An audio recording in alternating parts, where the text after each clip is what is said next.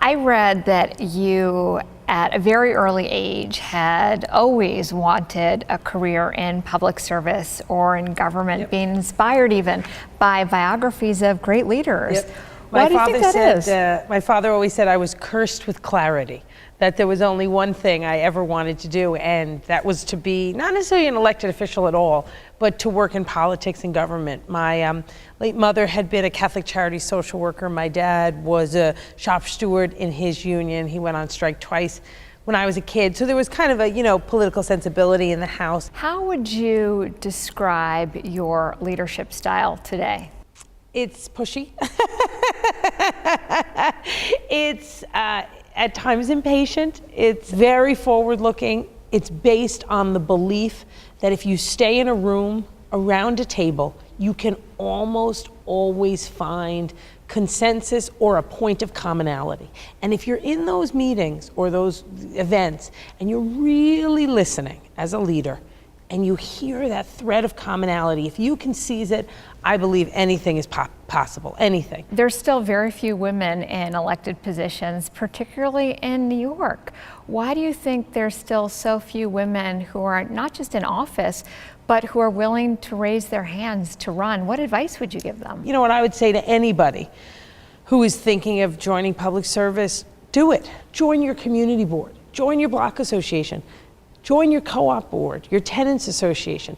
These are groups that are really critical parts of civic life in New York. Join an environmental group, whatever your issue is, and work your way up and get more involved. There's tons of different skills that are needed to make government and politics work, and there's a place for everybody.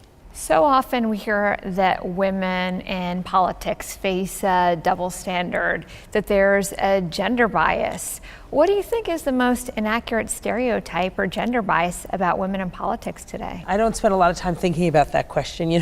I get asked a lot, how does it feel to be a woman, the first woman speaker?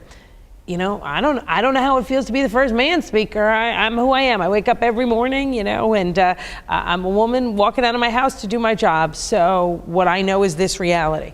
And, I was very lucky when my mother was raising me and my sister. She had a couple of very clear edicts to us.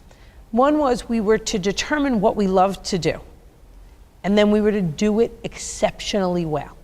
And there was no real option in how she put it out to us. That's what I've been charged to do, and that's what I'm going to try to do every day. And is it different for me as a woman than somebody else? I don't know, because it's what I do it's just what I try to do every day. You and your memoir were incredibly personal and very honest about the journey it took to get to where you were, both the positives and the negatives, the challenges that you faced. Today, how much do you think voters think about and look at candidates in the context of their personal lives? Is there a line anymore? Look, that's nowadays a big question, to put it mildly. But for me, there was an opportunity, in part, I guess, because of the spotlight of the race, to write this book and share more of my personal story with people. And I did that not for some political reason, but because I know there's people out there, particularly girls out there, struggling with the same kind of things that I struggled with, and children all over this country, sadly, who have parents who are battling life-threatening conditions. And I hope they'll look in the book and see that it's hard, but somebody else went through things that were really hard and got out the other side. Because when you're in that place where you're in such loss, somebody's sick, somebody's not going to make it, it's impossible to believe at times that that the light will come. And hopefully if somebody can read some pages where they know that the light does come, it'll give them a little something to hold on to.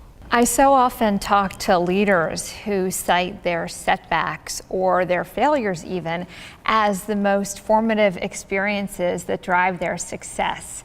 What's been your most successful failure? For me, it isn't necessarily kind of one huge event. It's more the challenge of the failure of feeling like I wanted to get more done and I wanted to get it done more quickly.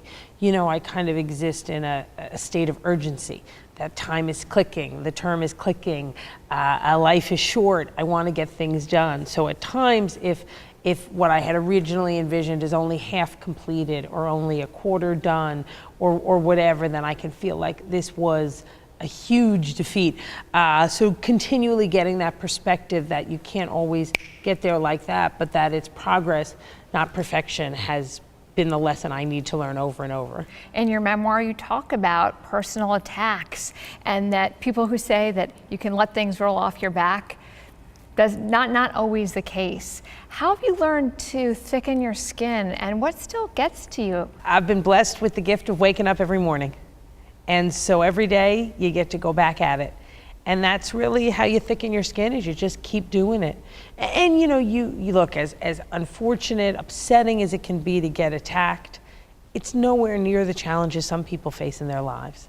It's nowhere near as hard as some people have it. And you just have to kind of keep that perspective. And if, you know, absorbing a shot here or there, if that happens because I'm in a position where I can help create jobs, help diversify our economy, help build affordable housing, bring the quality of somebody's housing stock up to what is livable, then so be it. Who cares? It's all worth it.